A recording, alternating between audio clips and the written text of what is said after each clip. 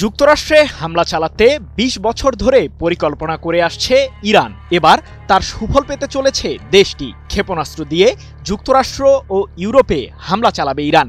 সমুদ্র থেকেই নির্দিষ্ট লক্ষ্যবস্তুতে আছড়ে পড়বে ইরানি মিসাইলগুলো, যার মাধ্যমে ধ্বংস হবে পশ্চিমাদের সামরিক ও প্রতিরক্ষা ব্যবস্থা। এমন হুমকি দিয়েছেন ইরানের জাতীয় নিরাপত্তা ও বৈদেশিক নীতি বিষয়ক কমিটির সদস্য আমির হায়াত মোকাদ্দাম।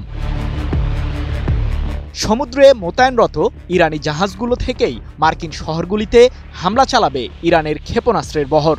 এমনটি জানিয়ে আমির হায়াত বলেন, সম্ভবত আমাদের পরবর্তী ক্ষেপণাস্ত্রটি সরাসরি ওয়াশিংটনে আঘাত হানবে। আমরা সমুদ্র থেকেই যুক্তরাষ্ট্রকে লক্ষ্যবস্তু বানিয়েছি। আমাদের সর্বোচ্চ প্রতিরক্ষা বাহিনী আইআরজিসির অ্যারোস্পেস ফোর্স ২০ বছর ধরে এ বিষয়ে কাজ করছে। আমরা এখনও ওই প্রযুক্তিতে পৌঁছাতে না পারলেও সেটি আমাদের হাতের মুঠোয় রয়েছে। ১৭ আগস্ট এক প্রতিবেদনে বিষয়টি নিশ্চিত করেছে লন্ডন ভিত্তিক সংবাদ মাধ্যম ইরান ইন্টারন্যাশনাল। ইউরোপে হামলা প্রসঙ্গে ইরানের পার্লামেন্টের আইন প্রণেতা আমির হায়াত বলেন, সমস্ত ইউরোপীয় দেশগুলো আমাদের আওতার মধ্যেই রয়েছে। আমাদের বিদ্যমান ক্ষেপণাস্ত্র দিয়ে ফ্রান্স, জার্মানি, যুক্তরাজ্য এবং পশ্চিম ও পূর্ব ইউরোপে আঘাত হানার সক্ষমতা আছে।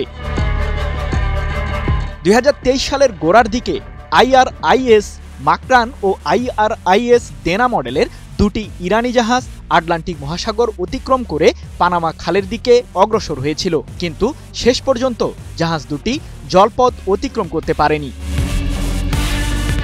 সম্প্রতি স্ন্যাপব্যাক প্রক্রিয়ার মাধ্যমে ইরানের উপর পুনরায় নিষেধাজ্ঞা আরোপের হুমকি দেয় ইউরোপের ত্রয়ী বলে পরিচিত ফ্রান্স, জার্মানি ও যুক্তরাজ্য। চলতি মাসের শেষ তারিখের মধ্যে যুক্তরাষ্ট্র ও ইউরোপের দেশগুলোর সাথে পারমাণবিক ইস্যুতে তেহরান আলোচনা শুরু না করলে এমন পদক্ষেপ গ্রহণ করবে ত্রয়ী দেশগুলো।